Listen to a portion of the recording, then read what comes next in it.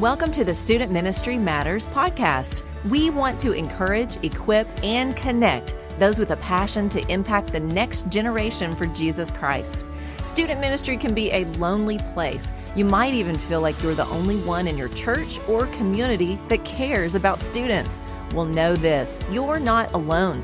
People all across the country are engaging Gen Z and care deeply about the spiritual direction of these young men and women. Whether you're full-time, part-time, bivocational, or volunteer, if you have a heart for students, this is the place for you. Welcome back to the Student Ministry Matters podcast. My name's Dan Carson, and I'm thrilled that you've chosen to download and listen as we continue the conversation about student ministry. Now, on today's podcast, we're going to continue a conversation that we started several months ago as we talked about signs of a healthy student ministry. This summer, I had the opportunity to speak to youth workers in the state of Mississippi. And as I prepared for that message, I realized that, I've forgotten a couple of things that need to be on this list. So I wanted to come back and to share those things with you as well. But before we get to that, I want to thank our podcast partner. They've been a huge help as we had our annual Student Ministry Workers Retreat just recently on September the 16th of 2023. I'm so thankful for all that were a part of that and able to help. Dr. Timothy McKnight did an outstanding job, and I'm already looking forward to next year and starting to make plans. So you want to go ahead and mark your calendar, do that. It's for September the 14th, 2024. Now, tickets will start on sale on November the 1st of this year, and there is an early bird special. You don't want to miss that. It's $20 for the event, but it's only good for the first 20 people. There's no additional fees on that, just a flat $20. Then after that, it'll go up to its regular price. So be one of the first. Go ahead and get registered early and make time for a day of study and connection and just some great things that we have planned for you.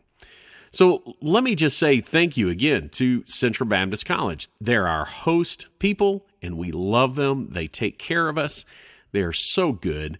And so I'd encourage you, if you have students that are looking for that next step in their educational journey, have them reach out to cbc.edu. They can find out more about the school. It's small, but it is a wonderful place for students to go if they want a Christ-centered education. So let me encourage you, again, just have them check out cbc.edu. It has been a busy month here, September of 2023, for those of us connected with Student Ministry Matters. In addition to our regular annual event that we have at Central Baptist College, I had the opportunity to attend the Sing Conference, and lo and behold, who's there? Chris Vines, my co-host. It was a treat to see him there, to connect. But then after that, just a week later, I was at the Student Pastor Summit at Midwestern Baptist Theological Seminary of Kansas City, which led straight into the For the Church Conference. Man, it has been a busy time, but one that we have just enjoyed. Well, today, with all that busyness, I'm here by myself just talking to you a little bit about the signs of a healthy student ministry. So we'll have those in the show notes, those previous conversations that we had, so that you can go back and refresh yourself on those if you want to kind of connect them all in your head. But let me just start by sharing what we did before. We talked about these signs. We talked about being gospel-centered, focusing in on that main subject of Jesus saves. And that is the driving force behind our ministry. Not about behavioral modification, but gospel transformation. Then we talked about being Bible-centric, making the Bible our textbook that we're always going to look at and look to for answers, for lessons, all those things that we want to share with our students.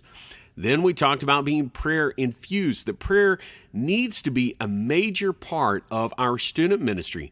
And often it's not. We get involved in activities, all these other things that are going on, but prayer-infused. Then we talked about being church-integrated, where we didn't need to just simply say, okay, we have a student ministry, and that's over here on this one side, and the church is on the other, but we need that integration.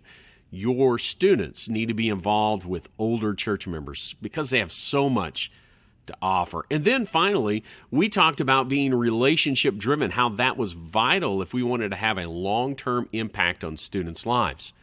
But again, as I studied, as I looked at these things, I was just convinced that there were two more things that we wanted to look at. The first is being parentally connected. I know it's kind of an odd word, an odd phrase that we may not use that much, but it just highlights and stresses the fact that we need to have families as a part of our student ministry. It's vital. Now, the other thing that we're going to look at here in just a moment is being outwardly focused. So again, if we want to be a healthy student ministry, and again, it's not about what we do, but it is about those things that we need to be. We want to look at these two things today, being parentally connected and being outwardly focused. You know, a healthy student ministry is one that involves and connects the whole family rather than just creating a place to escape from them. Our goal as student ministry workers is to join up with the parents, to partner with them in that disciple-making process for their students.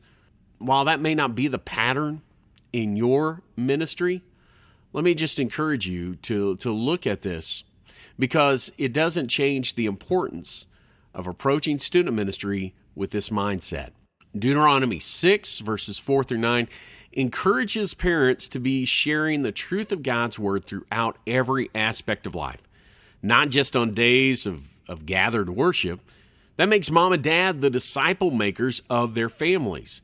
And so we need to figure out, how do we connect our parents to the ministry and how we can support the work that is being done and assist those parents as they help their children become disciples of Jesus Christ.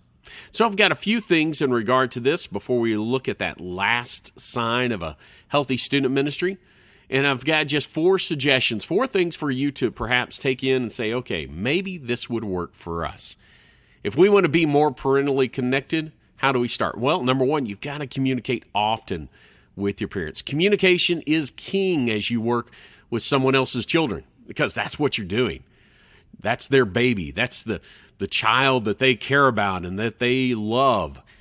You know, share your teaching plan.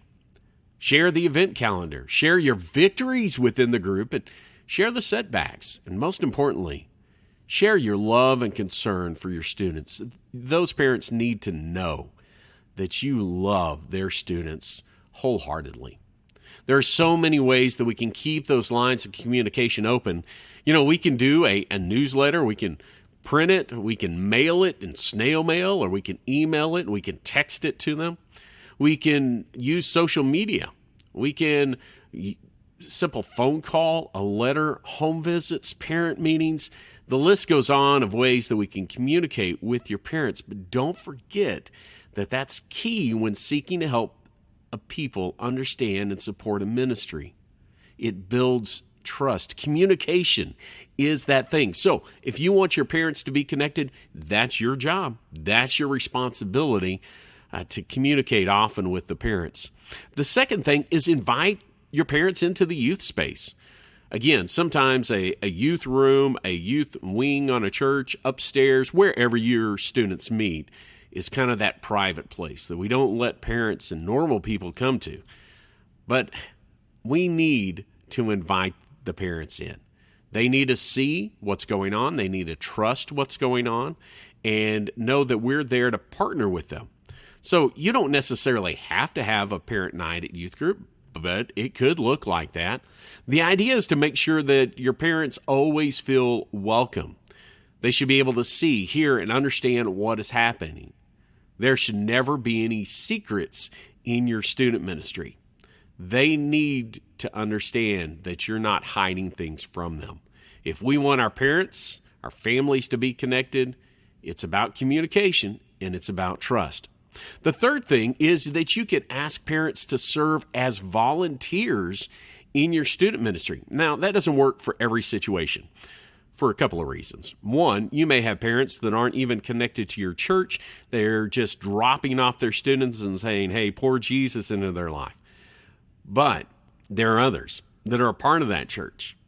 You want to invite them to come and to be a part and to volunteer, Now, some of those students even and parents, their relationship may not be the best choice, and they may not meet some of the other criteria that you have in your life in regard to being a volunteer in your student ministry, but establish qualifications for anyone serving as a volunteer, and don't make exceptions for your parents, but try to bring them in where appropriate.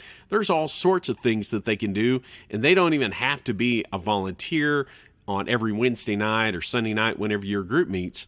They can simply be the people who cook something. But whatever that service that they can provide, get them involved in it. And then finally, under this idea of being parentally connected, get parents involved by sending home questions with students for their students. Now, you can do this all sorts of ways. You can email after your message that you have shared on a Wednesday night or a Sunday night. You can send by email questions to those parents and say, hey, here's a way for you to connect with your student as you go along, as you walk through this life. Ask them questions about this. It's a way for them to kind of integrate, know what's being taught, but it's also a way for those students to take the learning even farther. Now, you can do that two ways. One, you can do that with your message as a student ministry worker, as you're teaching a lesson, have those follow-up things. But you can also do that for your pastor, your teaching pastor. If you're not among that team that's teaching, you can send out questions about the Sunday morning message and have them, those parents, follow up with their students as they take them to school, as they sit for lunch, as they walk and just hang out in life. Here are some things that you can communicate with your student about. If nothing else, have those conversations at lunch on Sunday. Spend time, get them involved with questions, because that's a great way to start communication, to start conversations that may not have been happening otherwise.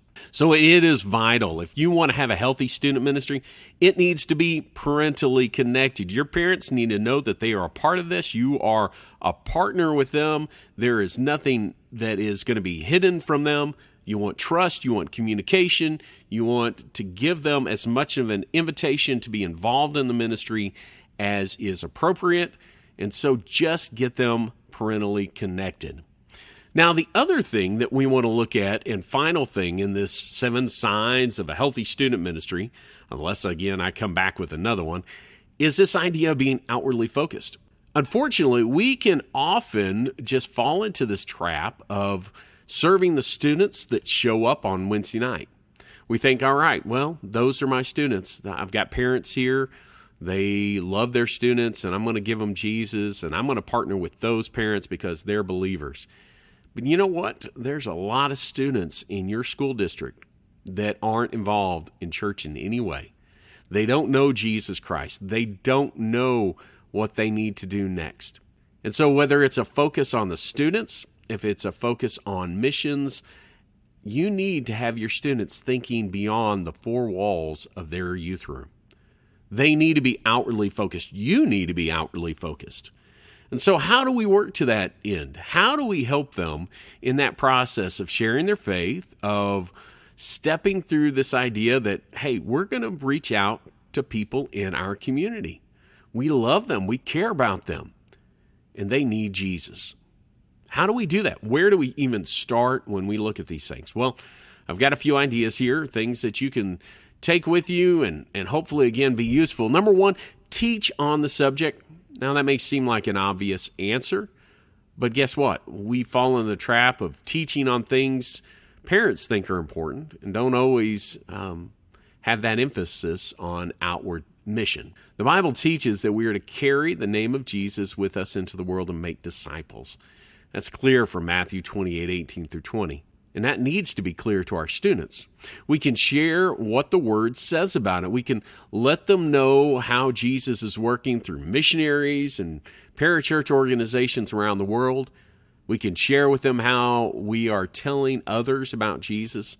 And all of those things can be a part of our teaching time. So we need to teach on it. It has to come out of our mouth, and then they'll see us get involved with it, being passionate about it.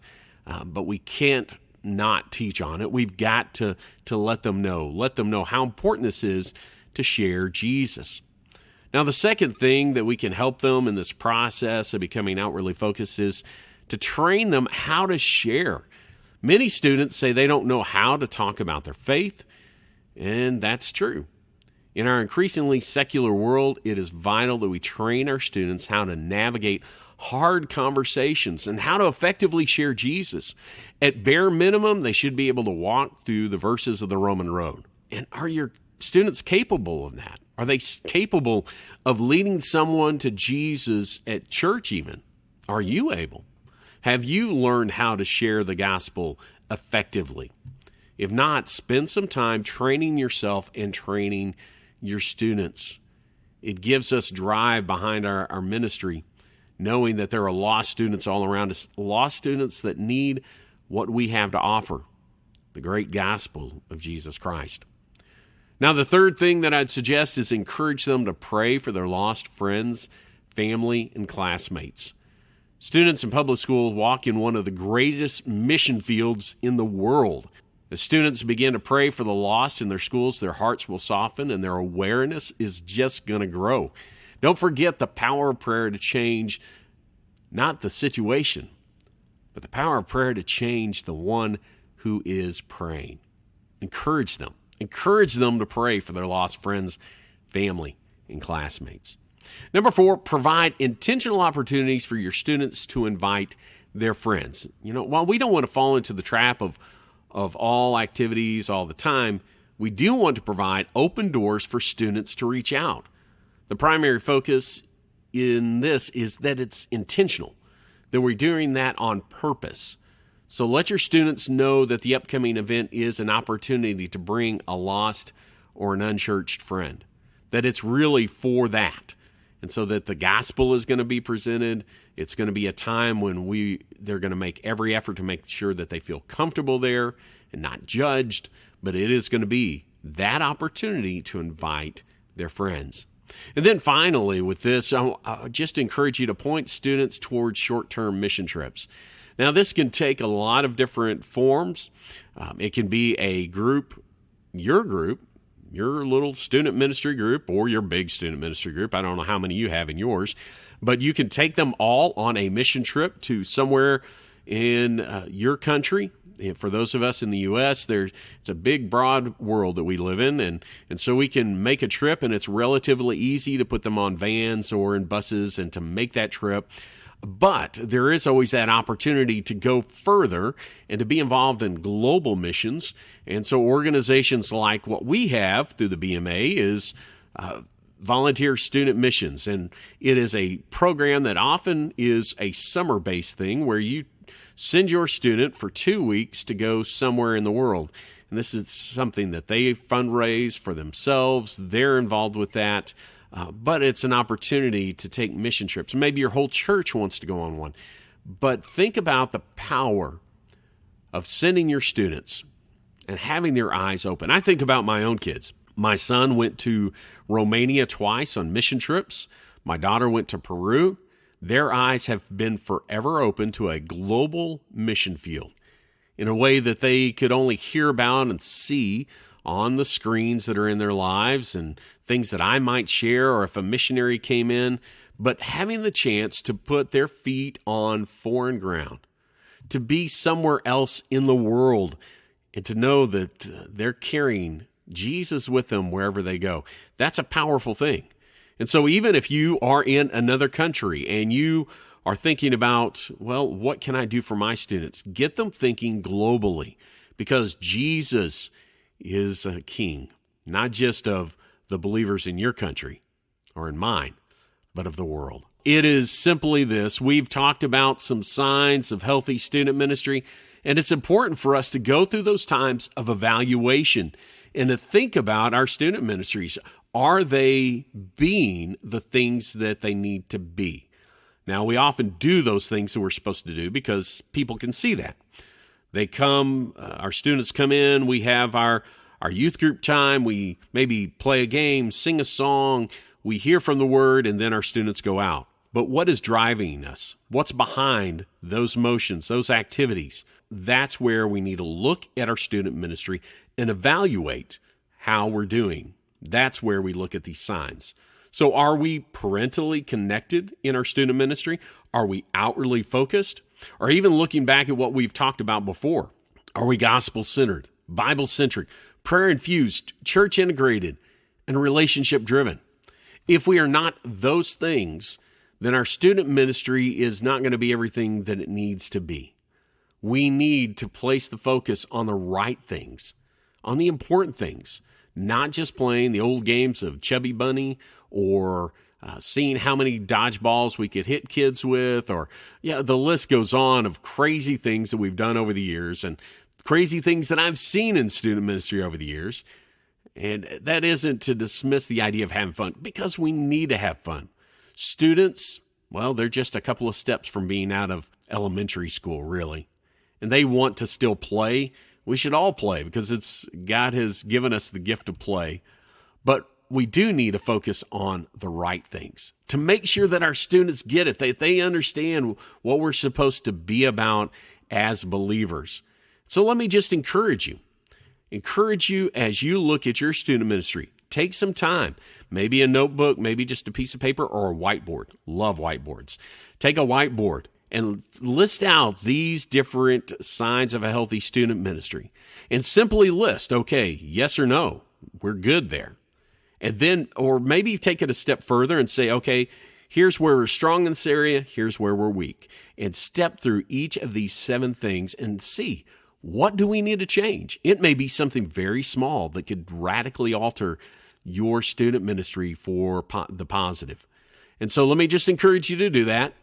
And we're going to keep on serving and loving students because that's what God has called us to do. God has called you into a place, into a people, at a church, in a neighborhood that's connected to a school for a reason. Don't forget that. Keep loving on those students. Keep caring for them. And we're going to be here. We're going to be here along the ride with you. And if there's something that we can do for you to help you in that process, be sure to reach out. It's info@studentministrymatters.com. It's a great way for us to connect.